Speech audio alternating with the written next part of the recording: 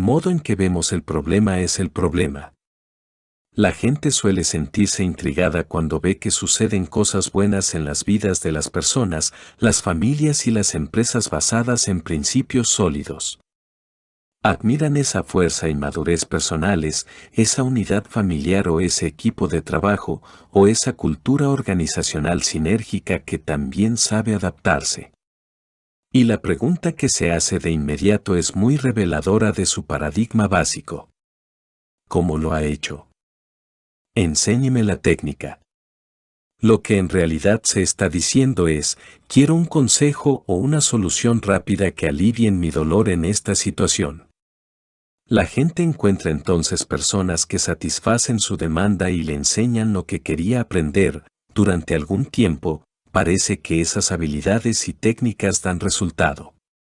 Tal vez eliminen algunos de los problemas agudos o de cosmética por medio de parches o aspirinas sociales.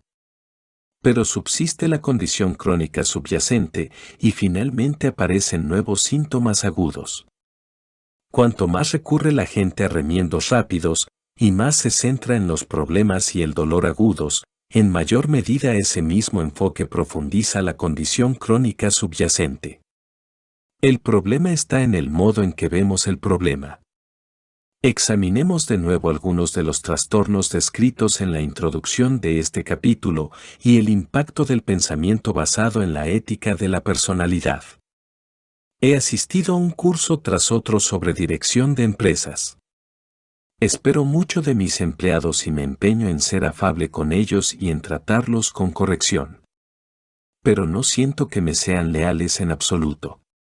Creo que, si por un día me pusiera enfermo y me quedara en casa, se pasarían la mayor parte del tiempo charlando en los pasillos. ¿Por qué no consigo que sean independientes y responsables, o encontrar empleados con esas características? La ética de la personalidad me dice que puedo emprender algún tipo de acción espectacular, sacudir la organización, cortar cabezas, que haga que mis empleados mejoren el desempeño y aprecien lo que tienen. O que puedo encontrar algún programa de entrenamiento motivacional que consiga comprometerlos. Incluso que podría contratar nuevo personal que trabajara mejor. Pero no es posible que, por debajo de esa conducta aparentemente desleal, los empleados se estén preguntando si yo en realidad actúo bien con ellos. ¿Deben de creer que los estoy tratando como objetos? ¿Hay algo de verdad en ello? En realidad, en un plano profundo, ¿no es así como los veo? ¿Existe la posibilidad de que el modo en que considero a la gente que trabaja para mí forme parte del problema? Hay mucho que hacer y nunca tengo el tiempo suficiente. Me siento presionado y acosado todo el día, todos los días, 7 días por semana. He asistido a seminarios de control del tiempo y he intentado una media docena de sistemas de planificación diferentes. Me han ayudado algo, pero todavía no siento estar llevando la vida feliz, productiva y tranquila que quiero vivir. La ética de la personalidad me dice que fuera de allí tiene que haber algo, algún nuevo seminario o sistema de planificación, que me ayude a controlar todas esas presiones de una manera más efectiva. Pero, ¿no existe la posibilidad de que la efectividad no sea la respuesta? ¿El hecho de hacer más cosas en menos tiempo determinará una diferencia, o solo aumentará la rapidez con la que reacciono ante las personas y circunstancias que parecen controlar la vida? No puede ser que deba ver ciertas cosas de una manera más profunda y fundamental, algún paradigma interior que afecta el modo en que veo mi tiempo, mi vida y mi propia naturaleza. Mi matrimonio se ha derrumbado. No nos peleamos ni nada por el estilo, simplemente ya no nos amamos. Hemos buscado asesoramiento psicológico, hemos intentado algunas cosas, pero no podemos volver a revivir nuestros antiguos sentimientos. La ética de la personalidad me dice que tiene que haber algún nuevo libro o un seminario en el que la gente saque a la luz sus sentimientos, algo que ayudará a mi esposa a entenderme mejor.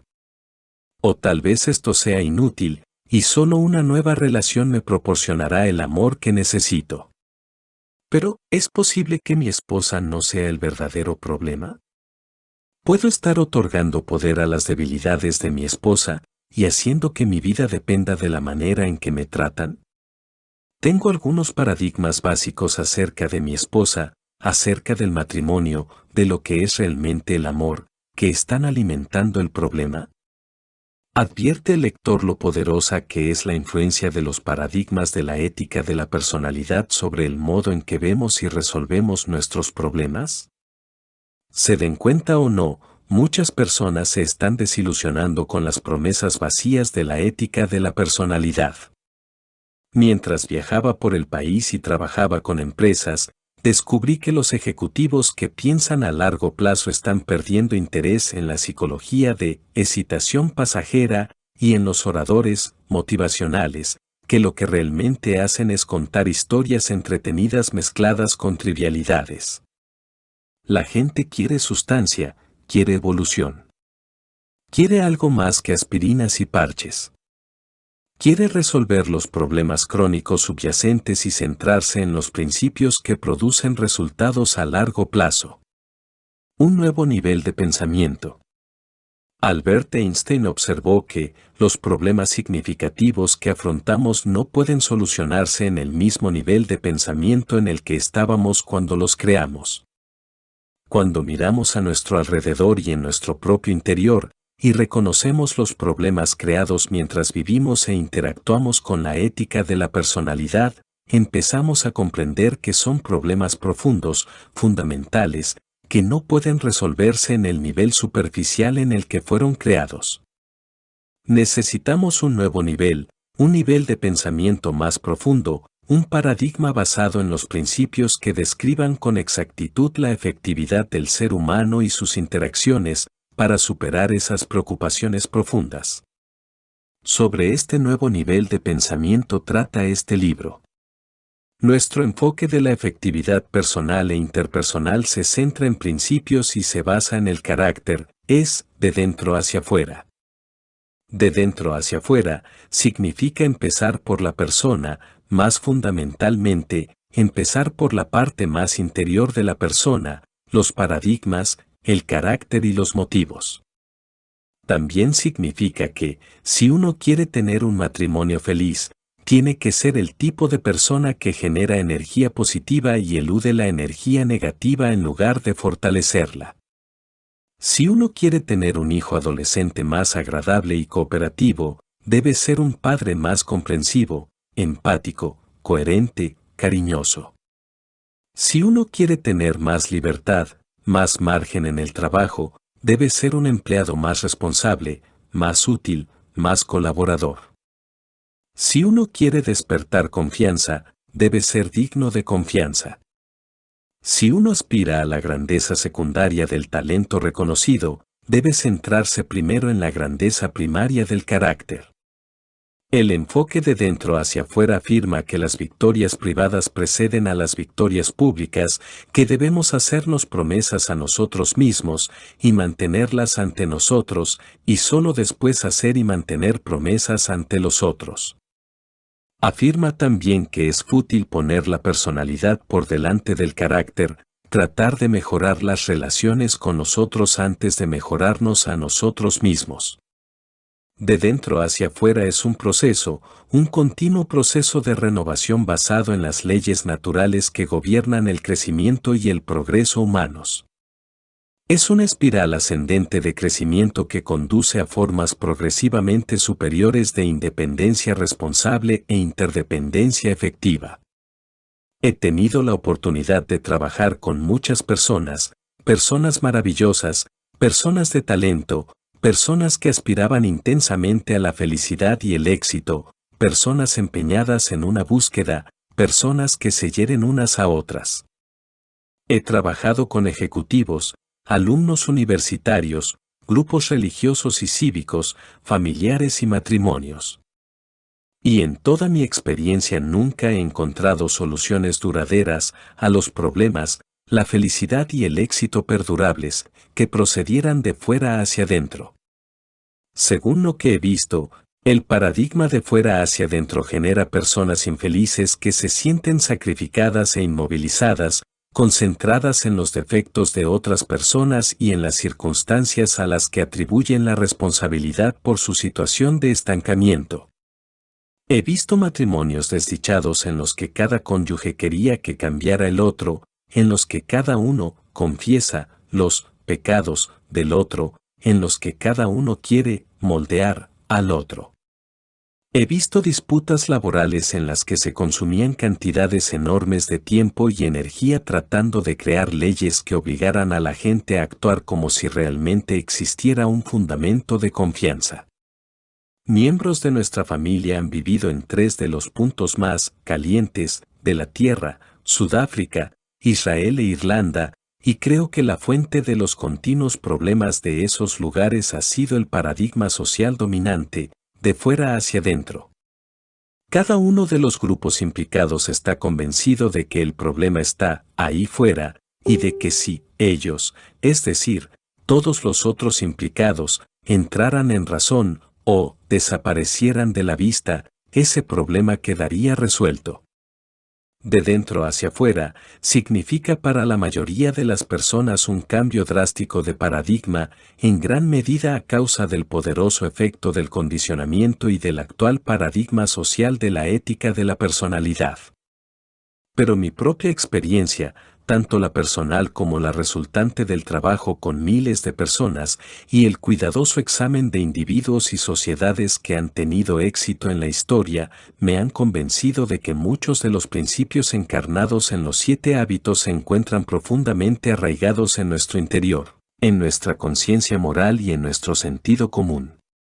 Para reconocerlos y desarrollarlos con el fin de dar respuesta a nuestras preocupaciones más profundas, tenemos que pensar de otro modo, llevar nuestros paradigmas a un nivel nuevo, más profundo, de dentro hacia afuera. Si procuramos sinceramente comprender e integrar estos principios en nuestra vida, estoy convencido de que descubriremos y redescubriremos la verdad de esta observación de T.S. Eliot. No debemos dejar de explorar, porque al final de nuestra exploración llegaremos a nuestro punto de partida y conoceremos el lugar por primera vez. Panorama general de los 7 hábitos. Somos lo que hacemos día a día. De modo que la excelencia no es un acto, sino un hábito. Aristóteles. Básicamente, nuestro carácter está compuesto por nuestros hábitos. Siembra un pensamiento, cosecha una acción, siembra una acción, cosecha un hábito. Siembra un hábito, cosecha un carácter, siembra un carácter, cosecha un destino, dice el proverbio. Los hábitos son factores poderosos en nuestra vida. Dado que se trata de pautas consistentes, a menudo inconscientes, que de modo constante y cotidiano expresan nuestro carácter y generan nuestra efectividad o inefectividad. Según dijo alguna vez el gran educador Horace Mann, los hábitos son como hebras.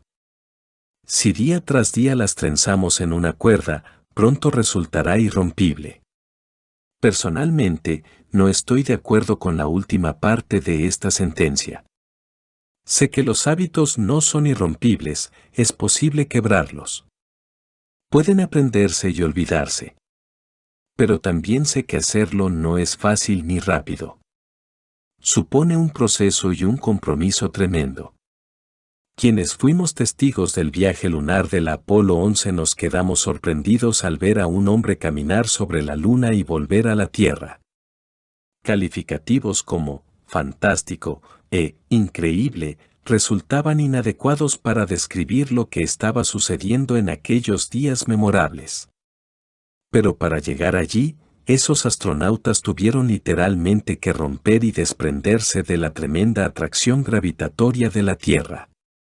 En los primeros minutos del despegue, en los primeros kilómetros del viaje, se gastó más energía que la utilizada para atravesar 500.000 de kilómetros durante los días siguientes.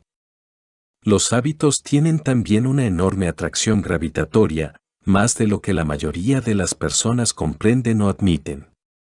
Para romper tendencias habituales profundamente enraizadas tales como la indecisión, la impaciencia, la crítica o el egoísmo, que violan los principios básicos de la efectividad humana, se necesita algo más que un poco de fuerza de voluntad y algunos cambios menores en nuestra vida.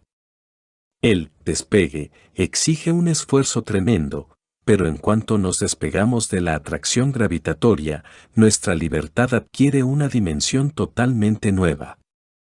Lo mismo que cualquier fuerza natural, la atracción de la gravedad puede operar con nosotros o contra nosotros. La atracción gravitatoria de algunos de nuestros hábitos puede normalmente impedirnos que vayamos a donde queremos ir. Pero también es la atracción gravitatoria la que mantiene unido el mundo, a los planetas en sus órbitas y al universo en orden. Es una fuerza poderosa, y si la empleamos con efectividad, podemos utilizar los hábitos para generar la cohesión y el orden que necesitamos para lograr la efectividad en nuestra vida. Los hábitos definidos. Para nuestros fines, definiremos el hábito como una intersección de conocimiento, capacidad y deseo. El conocimiento es el paradigma teórico, el qué hacer y el por qué, la capacidad es el cómo hacer. Y el deseo es la motivación, el querer hacer. Para convertir algo en un hábito de nuestra vida, necesitamos esos tres elementos. Yo puedo ser inefectivo en mis interacciones con mis compañeros de trabajo, con mi cónyuge o mis hijos, porque constantemente les digo lo que pienso, pero nunca los escucho realmente. A menos que encuentre los principios correctos de la interacción humana, tal vez ni siquiera sepa que necesito escuchar. Aunque sepa que para interactuar con efectividad con otros tengo que escucharlos, tal vez me falte capacidad para hacerlo. Podría no saber cómo se escucha real y profundamente a otro ser humano. Pero saber que necesito escuchar y saber cómo escuchar no basta. A menos que quiera escuchar, a menos que tenga ese deseo, no se convertirá en un hábito de mi vida. Para crear un hábito hay que trabajar en esas tres dimensiones. El cambio de ser y ver es un proceso progresivo, el ser cambia al ver, que a su vez cambia al ser, y así sucesivamente en una espiral ascendente de crecimiento. Trabajando sobre el conocimiento, la capacidad y el deseo, podemos irrumpir en nuevos niveles de efectividad personal e interpersonal cuando rompemos con viejos paradigmas que pueden haber sido para nosotros una fuente de pseudoseguridad durante años. A veces el proceso es doloroso. Es un cambio que tiene que estar motivado por un propósito superior, por la disposición a subordinar lo que uno cree que quiere ahora a lo que querrá más adelante. Pero este proceso produce felicidad, el objeto y designio de nuestra existencia. La felicidad, por lo menos en parte, puede definirse como el fruto del deseo y la aptitud para sacrificar lo que queremos ahora por lo que queremos finalmente. El continuo de madurez. Los 7 hábitos no son un conjunto de partes independientes o fórmulas fragmentadas de excitación pasajera. En armonía con las leyes naturales del crecimiento, proporcionan un enfoque gradual, secuencial y altamente integrado del desarrollo de la efectividad personal e interpersonal. Nos mueven progresivamente sobre un continuo de madurez, desde la dependencia hacia la independencia y hasta la interdependencia. Todos empezamos nuestra vida como seres totalmente dependientes de otros. Somos dirigidos, educados y sustentados completamente por otros. Sin sus cuidados solo viviríamos unas horas, o a lo sumo unos pocos días. Después, gradualmente, a lo largo de los meses y años siguientes, nos volvemos cada vez más independientes, física, mental, emocional y económicamente, hasta que por fin podemos, en lo esencial, hacernos cargo de nuestra persona, de una manera autodirectiva y autosuficiente.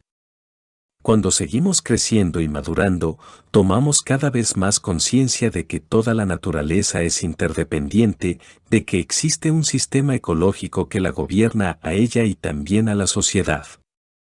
Además, descubrimos que los más altos logros de nuestra naturaleza tienen que ver con las relaciones con los otros, que la vida humana también es interdependiente. Nuestro crecimiento desde la infancia hasta la edad adulta se realiza en consonancia con las leyes naturales. Y existen muchas dimensiones del crecimiento. El hecho de que alcancemos nuestra total maduración física, por ejemplo, no necesariamente nos asegura una simultánea madurez mental o emocional. Por otro lado, la dependencia física no significa que una persona sea mental o emocionalmente inmadura. En el continuo de madurez, la dependencia es el paradigma del tú cuidas de mí, tú haces o no haces lo que debes hacer por mí, yo te culpo a ti por los resultados. La independencia es el paradigma del yo puedo hacerlo, yo soy responsable, yo me basto a mí mismo, yo puedo elegir. La interdependencia es el paradigma del nosotros podemos hacerlo, nosotros podemos cooperar, nosotros podemos combinar nuestros talentos y aptitudes para crear juntos algo más importante. Las personas dependientes necesitan de los otros para conseguir lo que quieren. Las personas independientes consiguen lo que quieren gracias a su propio esfuerzo. Las personas interdependientes combinan sus esfuerzos con los esfuerzos de otros para lograr un éxito mayor. Si yo soy físicamente dependiente, paralítico, discapacitado o limitado de algún modo físico, necesito que tú me ayudes. Si soy emocionalmente dependiente, mi sentido del mérito y la seguridad provienen de la opinión que tú tienes de mí. Si no te caigo bien puede resultar catastrófico. Si soy intelectualmente dependiente, cuento contigo para que pienses por mí y resuelvas los problemas de mi vida. Si soy independiente, físicamente puedo desenvolverme por mis propios medios. Mentalmente, puedo pensar mis propios pensamientos, pasar de un nivel de abstracción a otro. Puedo pensar de modo creativo y analítico y organizar y expresar mis pensamientos de manera comprensible. Emocionalmente, mi propio interior me proporciona las pautas. Soy dirigido desde dentro. Mi sentido del mérito no está en función de que guste a otros o de que me traten bien. Es fácil percatarse de que la independencia es mucho más madura que la dependencia. La independencia es un logro importante en y por sí misma. Pero la independencia no es infalible. Sin embargo, el paradigma social al uso entroniza la independencia. Es la meta confesada de muchos individuos y movimientos sociales. La mayoría del material acerca del autoperfeccionamiento pone la independencia sobre un pedestal, como si la comunicación, el trabajo de equipo y la cooperación fueran valores inferiores. Pero gran parte del énfasis actual en la independencia es una reacción contra la dependencia, que otros nos controlen, nos definan, nos usen y nos manipulen. El poco comprendido concepto de independencia tiene en muchos casos un acusado sabor de dependencia, y así encontramos personas que, a menudo por razones egoístas, abandonan sus matrimonios y a sus hijos, olvidando todo tipo de responsabilidad social, haciéndolo en nombre de la independencia. El tipo de reacción que lleva a romper las cadenas, liberarse, autoafirmarse y vivir la propia vida revela a menudo dependencias más fundamentales de las que no se puede escapar porque no son externas sino internas, dependencias como la de permitir que los defectos de otras personas arruinen nuestra vida emocional, o como la de sentirse víctima de personas y hechos que están fuera de nuestro control. Desde luego, puede que sea necesario que cambiemos nuestras circunstancias. Pero el problema de la dependencia es una cuestión de madurez personal que tiene poco que ver con las circunstancias. Incluso en mejores circunstancias, a menudo persisten la inmadurez y la dependencia. La independencia de carácter nos da fuerza para actuar en lugar de que se actúe sobre nosotros. Nos libera de depender de las circunstancias y de otras personas, y es una meta liberadora que vale la pena. pero no es la meta final de una vida efectiva. El pensamiento independiente por sí solo no se adecua a la realidad interdependiente. Las personas independientes sin madurez para pensar y actuar interdependientemente pueden ser buenos productores individuales, pero no serán buenos líderes ni buenos miembros de un equipo.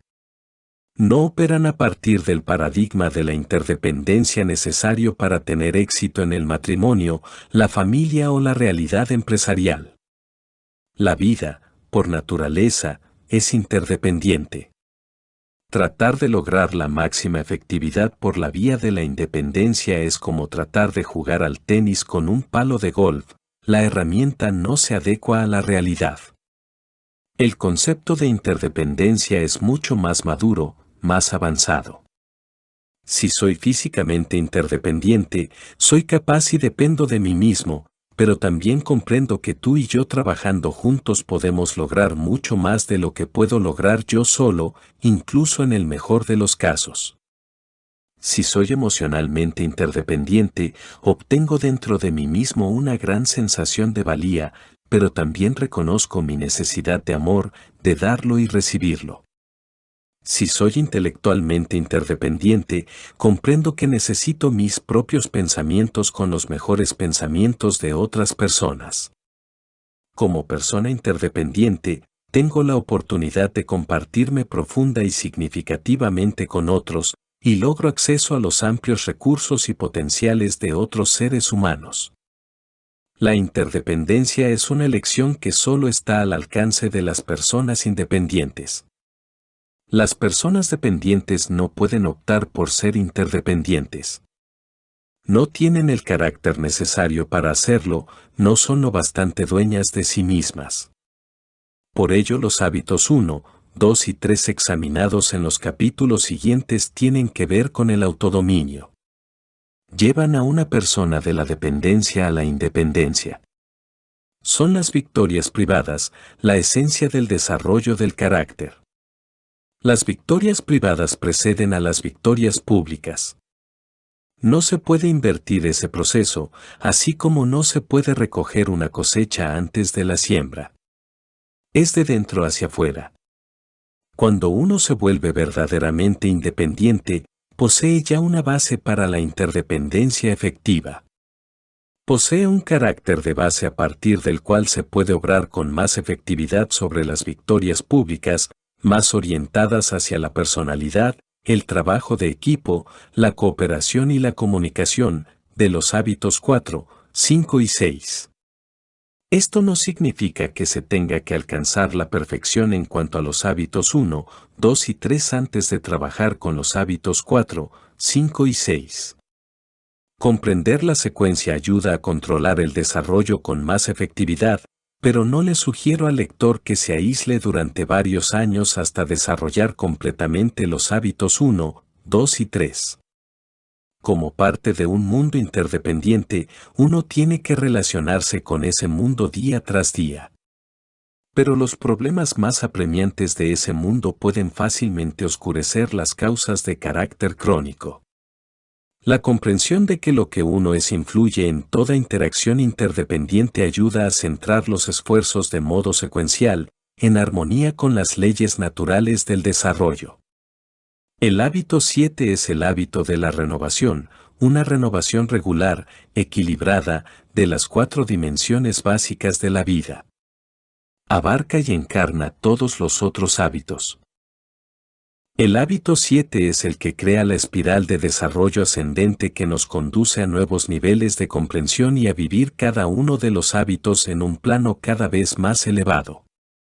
El diagrama que aparece a continuación es una representación visual de la secuencia e interdependencia de los 7 hábitos, y lo utilizaremos a lo largo del libro al explorar la relación secuencial entre los diversos hábitos, y también su sinergia, como, relacionándose entre sí, se crean formas nuevas de esos hábitos que acrecientan su valor. Se destacará en el diagrama cada concepto o hábito a medida que se introduzcan. La efectividad definida. Los 7 hábitos son hábitos de efectividad. Como se basan en principios, brindan los máximos beneficios posibles a largo plazo. Se convierten en las bases del carácter, creando un centro potenciador de mapas correctos, a partir de los cuales la persona puede resolver problemas con efectividad, maximizar sus oportunidades y aprender e integrar continuamente otros principios en una espiral de desarrollo ascendente. Son también hábitos de efectividad porque se basan en un paradigma de la efectividad que está en armonía con una ley natural, con un principio que he denominado equilibrio P/CP, contra el que muchas personas chocan. Este principio puede comprenderse fácilmente recordando la fábula de Esopo acerca de la gallina de los huevos de oro. Esopo cuenta que un pobre granjero descubrió un día que su gallina había puesto un reluciente huevo de oro. Primero pensó que debía de tratarse de algún tipo de fraude. Pero cuando iba a deshacerse del huevo, lo pensó por segunda vez y se lo llevó para comprobar su valor. El huevo era de oro puro. El granjero no podía creer en su buena suerte. Más incrédulo aún se sintió al repetirse la experiencia. Día tras día, se despertaba y corría hacia su gallina para encontrar otro huevo de oro. Llegó a ser fabulosamente rico, todo parecía demasiado bonito como para que fuera cierto. Pero, junto con su creciente riqueza llegaron la impaciencia y la codicia. Incapaz de esperar día tras día los huevos de oro, el granjero decidió matar a la gallina para obtenerlos todos de una vez. Pero al abrir el ave, la encontró vacía. Allí no había huevos de oro, y ya no habría modo de conseguir ninguno más. El granjero había matado a la gallina que los producía. Sugiero que en esa fábula hay una ley natural, un principio, la definición básica de la efectividad. La mayoría de las personas ven la efectividad desde el paradigma de los huevos de oro: cuanto más se produce, cuanto más se hace, más efectivo se es. Pero, como muestra el relato, la verdadera efectividad está en función de dos cosas: lo que se produce, los huevos de oro, y los medios o bienes de producción y la capacidad para producir, la gallina. Si uno adopta un modelo de vida centrado en los huevos de oro y se olvida de la gallina, pronto se encontrará sin los medios que producen los huevos. Por otra parte, si uno se limita a cuidar de la gallina sin recoger los huevos de oro, pronto se encontrará sin dinero para alimentarse a sí mismo o alimentar al ave. La efectividad reside en el equilibrio, en lo que denomino el equilibrio P/CP. P es la producción de los resultados deseados, los huevos de oro. CP es la capacidad de producción, la aptitud o el medio que produce los huevos de oro. Tres tipos de bienes. Básicamente, hay tres tipos de bienes: los físicos, los económicos y los humanos. Considerémoslos uno a uno. Hace algunos años, compré un bien físico, una cortadora de césped eléctrica. La usé repetidamente sin la menor preocupación por su mantenimiento. La cortadora trabajó bien durante 2 estaciones, pero después empezó a fallar. Cuando traté de repararla, limpiándola, poniéndole aceite y afilándola, descubrí que el motor había perdido más de la mitad de su fuerza original. Era esencialmente inservible. Si yo hubiera invertido en CP, en la preservación y el mantenimiento del bien, todavía estaría disfrutando de su P, el césped cortado. En cambio, tuve que gastar más tiempo y dinero comprando otra cortadora que el que habría gastado de haber cuidado la primera. Simplemente no me comporté de un modo efectivo. En nuestra búsqueda de resultados o beneficios rápidos, a menudo provocamos el deterioro de un bien físico apreciado: un coche, un ordenador, una lavadora o un secador, o incluso nuestro cuerpo. Mantener el equilibrio entre P y CP determina una diferencia enorme en el empleo efectivo de los bienes físicos. También influye poderosamente en el resultado de la utilización de los bienes económicos. ¿Con cuánta frecuencia las personas confunden capital con interés? ¿Alguna vez ha cogido dinero de su capital para elevar su nivel de vida, para conseguir más huevos de oro? Un capital que mengua tiene una capacidad decreciente para producir intereses o ingresos. Y un capital menguante llega a ser tan pequeño que incluso deja de satisfacer las necesidades básicas. Nuestro bien económico más importante es nuestra capacidad para ganar dinero. Si no invertimos continuamente para mejorar nuestra CP, limitamos severamente nuestras opciones. Quedamos bloqueados en la situación presente, temerosos de la opinión que nuestra empresa o nuestro jefe tenga de nosotros, económicamente dependientes y a la defensiva. Tampoco esto es efectivo. En el área humana, el equilibrio P/CP es igualmente fundamental, pero incluso más importante, porque son las personas las que controlan los bienes físicos y los económicos. Cuando un matrimonio está más preocupado por conseguir huevos de oro, los beneficios, que por preservar la relación que los hace posibles, suelen volverse insensibles y desconsiderados, descuidando las pequeñas amabilidades y cortesías tan importantes para una relación profunda. Empiezan a usar técnicas de control para manipularse mutuamente, para centrarse en sus propias necesidades, para justificar sus respectivas posiciones y encontrar pruebas de que el otro está equivocado. El amor, la plenitud, la delicadeza y la espontaneidad comienzan a deteriorarse. Día tras día, la gallina se va enfermando un poco más. ¿Y qué decir de las relaciones entre padres e hijos? El niño pequeño es muy dependiente, muy vulnerable. Resulta tan fácil descuidar desde el principio la CP, la educación, la comunicación, la escucha. Somos mayores, más inteligentes, estamos en lo cierto. ¿Por qué no decirle al pequeño lo que tiene que hacer? Si es necesario, grítele, intimídelo, no se mueva de su posición. También se le puede mimar, recoger los huevos de oro de la eterna sonrisa, de satisfacer siempre al niño, de dejarle hacer lo que quiera. Entonces crecerá sin normas ni expectativas internas, sin compromiso personal alguno con la disciplina o la responsabilidad. De una u otra manera, la autoritaria o la permisiva, actuamos con la mentalidad de los huevos de oro. Uno pretende imponer su punto de vista o agradar. Pero, mientras tanto, ¿qué sucede con la gallina? ¿Qué sentido de la responsabilidad tendrá el niño al cabo de unos años? ¿Qué autodisciplina, qué confianza en su capacidad para elegir o alcanzar metas importantes? ¿Y qué decir de las relaciones entre ambos? Cuando llegue a los años críticos de la adolescencia, a la crisis de identidad, ¿sabrá acaso, por su experiencia anterior, que usted ha de escucharlo sin juzgar, que se preocupa por él como persona? ¿Sabrá que puede confiar en usted, sin excepciones ni reservas? ¿Será la relación lo suficientemente sólida como para que usted llegue hasta él, se comunique con él, influya en él? Supongamos que el lector quiere que su hija tenga una habitación ordenada y limpia. Esto es P, producción, huevo de oro. Supongamos que quiere que su hija la limpie. Esto es CP, capacidad de producción. Su hija es la gallina, el bien que produce, el huevo de oro.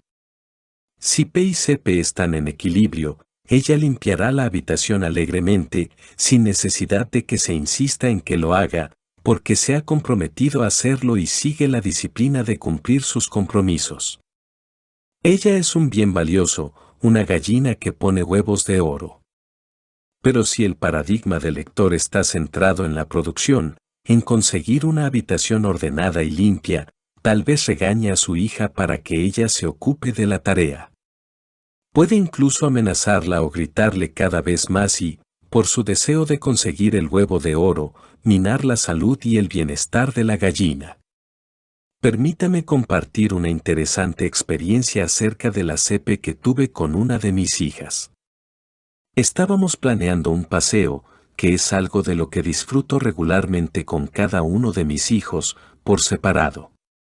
Planificar la salida nos resulta tan satisfactorio como el paseo en sí, de modo que le dije a mi hija: Linda, esta es tu noche. ¿Qué quieres que hagamos? Papá, lo que prefieras, me contestó. No, en serio, insistí, ¿qué te gustaría hacer? Bueno, respondió finalmente, lo que yo quiero hacer no es algo que quieras hacer tú. En realidad, cariño, le dije con énfasis, eres tú quien elige, yo quiero lo que tú quieras. Yo quiero ir a ver la Guerra de las Galaxias. Pero sé que a ti esa película no te gusta. Ya te dormiste otra vez mientras la veíamos. A ti no te gustan esas películas de ciencia ficción. No te preocupes, papá. No, cariño, si eso es lo que te gusta, me gusta también a mí. Papá, no te preocupes. No es obligatorio que salgamos. Hizo una pausa y después agregó. Pero, ¿sabes por qué no te gusta la Guerra de las Galaxias? Porque no comprendes la filosofía y el entrenamiento de un caballero Jedi. ¿Qué? Las cosas que tú enseñas, papá, son las mismas que incluye el entrenamiento de un caballero Jedi. No me digas. Vamos a ver la Guerra de las Galaxias. Y eso hicimos. Se sentó junto a mí y me explicó el paradigma. Fui su alumno, su discípulo. Resultó fascinante. Empecé a ver, a partir de un nuevo paradigma, el modo en que la filosofía básica del entrenamiento de un caballero Jedi se ponía de manifiesto en diferentes circunstancias. Esa fue una experiencia no planificada, fruto fortuito de una inversión en la CP. Estrechó nuestra relación y resultó muy satisfactoria en sus frutos. Pero también disfrutamos de los huevos de oro mientras la gallina, la calidad de la relación, se nutría significativamente. CP organizacional. Uno de los aspectos extraordinariamente valiosos de todo principio correcto reside en que es válido y aplicable en una amplia variedad de circunstancias. A lo largo de este libro me gustaría compartir con el lector algunos de los modos en que estos principios se aplican tanto a las organizaciones, entre ellas las familias, como a los individuos.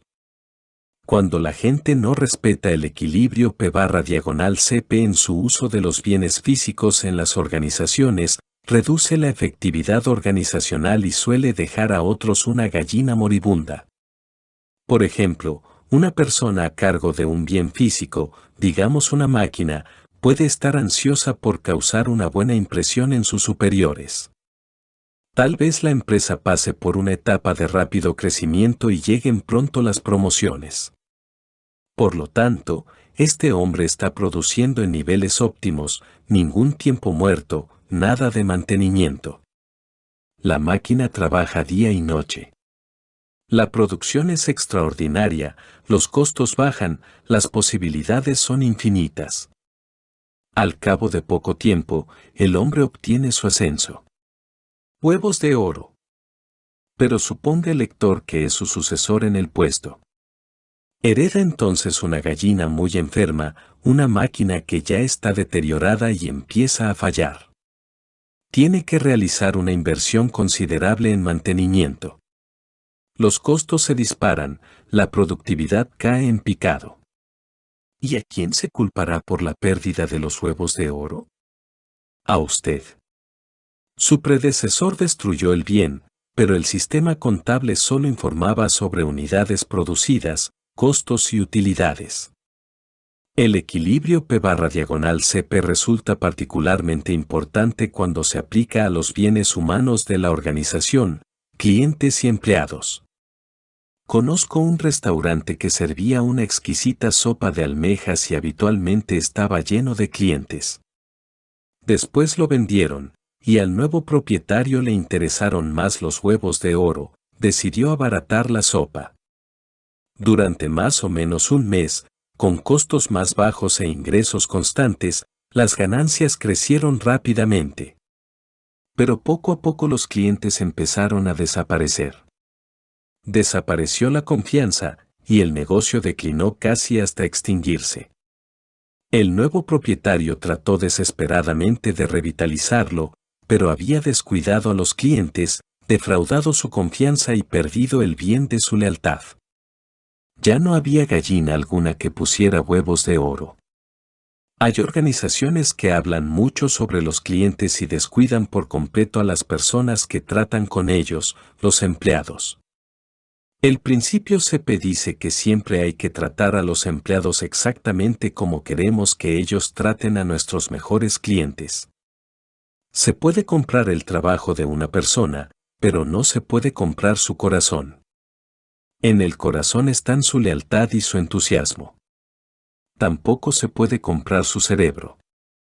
Allí están su creatividad, su ingenio, sus recursos intelectuales. Para actuar sobre la CP hay que tratar a los empleados como voluntarios, tan voluntarios como los clientes, porque eso es lo que son. Aportan voluntariamente sus mejores dotes, el corazón y la mente. Cierta vez, en un grupo en el que me encontraba, alguien preguntó: ¿de qué manera se puede poner orden entre empleados perezosos e incompetentes? Un hombre respondió, con granadas de mano. Algunos festejaron ese tipo de chiste retrógrado sobre la administración de empresas, ese enfoque de la supervisión en términos de póngalos en orden o tírelos por la borda. Pero otra persona del grupo reflexionó: ¿quién recogerá los restos? No quedan restos. Bien, ¿por qué no hace lo mismo con sus clientes? Siguió preguntando el otro. Basta con decirles, escuchen, si no compran, váyanse de aquí. No se puede hacer eso con los clientes. ¿Y cómo se lo puede hacer a los empleados? Porque a ellos soy yo quien les da trabajo. Ya veo. ¿Y sus empleados les son fieles? ¿Trabajan duro? ¿Cuánto tiempo duran en el puesto? ¿Bromea? Hoy en día no se puede encontrar gente que valga la pena. Los empleados cambian mucho de trabajo, hay mucho absentismo, pluriempleo. La gente ya no se preocupa. El interés puesto en los huevos de oro, esa actitud, ese paradigma, es totalmente inadecuado para extraer las poderosas energías de la mente y el corazón de otra persona. Un límite a corto plazo es importante, pero no es lo fundamental. La efectividad reside en el equilibrio. Centrarse excesivamente en da como resultado una salud deteriorada, máquinas desgastadas, cuentas bancarias en números rojos y relaciones rotas. Centrarse demasiado en CP es como correr 3 o 4 horas al día, alardeando acerca de los 10 años de vida que eso va a traer a nuestra vida, sin darnos cuenta de que los estamos perdiendo en la propia carrera.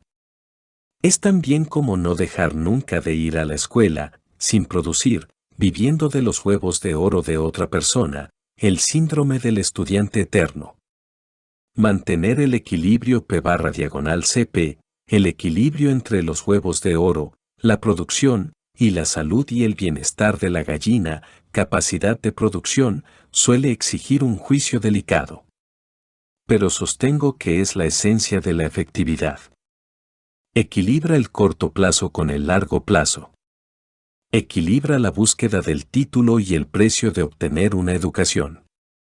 Equilibra el deseo de ver una habitación limpia y la construcción de una relación en la que el niño se compromete interiormente a limpiarla, con alegría y buena disposición, sin supervisión externa. Este es un principio que podemos validar en nuestra propia vida cuando vamos hasta el límite de nuestras fuerzas para conseguir más huevos de oro, y enfermamos o quedamos exhaustos, incapaces ya de producir nada, o cuando dormimos bien por la noche y nos despertamos dispuestos a trabajar durante todo el día. También podemos advertir su vigencia cuando presionamos a alguien para imponerle nuestro punto de vista y de algún modo sentimos un vacío en la relación, O cuando realmente invertimos tiempo en una relación y encontramos que el deseo y la capacidad para el trabajo conjunto, para la comunicación, dan un salto importante. El equilibrio P/CP es la esencia misma de la efectividad. Esto es válido para todos los aspectos de la vida. Podemos trabajar con él o contra él, pero ahí está. Es un faro. Es la definición y el paradigma de la efectividad sobre los cuales se basan los 7 hábitos expuestos en este libro. ¿Cómo usar este libro? Antes de que empecemos a trabajar con los 7 hábitos de las personas altamente efectivas, me gustaría sugerir 2 cambios de paradigma que acrecentarán en gran medida el valor que se reciba de este material. En primer lugar, recomendaría que no se vea este material como un libro, en el sentido de que haya que leerlo una vez y guardarlo en la biblioteca. Se puede decidir leerlo entero y de una vez para tener una idea del conjunto. Pero este texto está concebido como un compañero en el proceso continuo de cambio y crecimiento. Está organizado gradualmente y con sugerencias prácticas al final de todos los capítulos, cada uno de los cuales se dedica a un hábito, con el fin de que el lector pueda ir concentrándose en cada hábito a medida que esté listo para hacerlo. Mientras avanza hacia niveles más profundos de comprensión y realización, puede volver una y otra vez a los principios implícitos en cada hábito y trabajar para desarrollar su conocimiento, capacidad y deseo. En segundo lugar, sugeriría que el lector cambiase de paradigma de su propio compromiso con este material, pasando del rol de discípulo al de maestro. Que asumiese un enfoque de dentro hacia afuera, y leyera con la idea de compartir o discutir lo que aprenda con alguna otra persona en el plazo de las 48 horas siguientes. Si supiera, por ejemplo, que tendrá que enseñarle el material sobre el equilibrio P/CP a alguien en el plazo de las próximas 48 horas, ¿habría alguna diferencia en su experiencia de lectura? Plantéeselo ahora, mientras lee la sección final de este capítulo.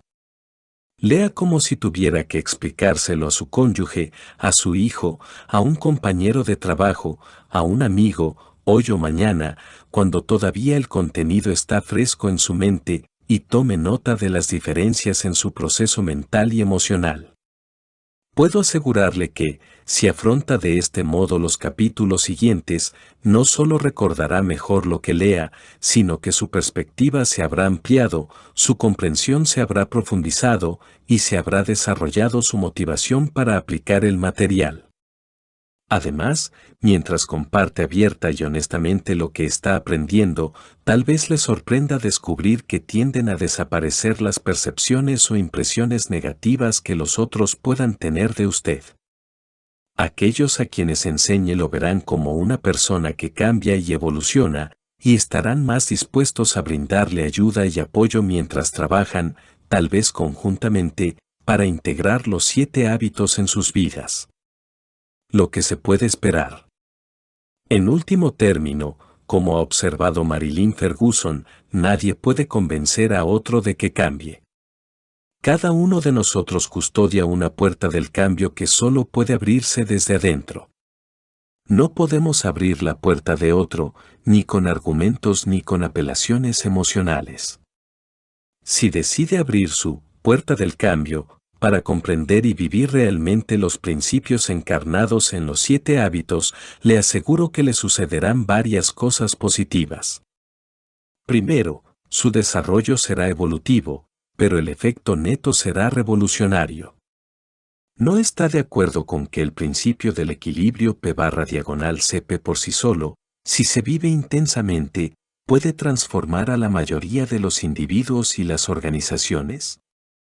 El efecto neto de abrir la puerta del cambio a los hábitos 1, 2 y 3, los hábitos de la victoria privada, aumenta considerablemente la autoconfianza. Llegará a conocerse más profunda y significativamente, a conocer su naturaleza, sus valores más profundos y su singular capacidad de aportación. Mientras viva sus valores, disfrutará del regocijo y la paz que le habrán infundido su sentido de la identidad, su integridad, su autocontrol y su capacidad autodirectiva.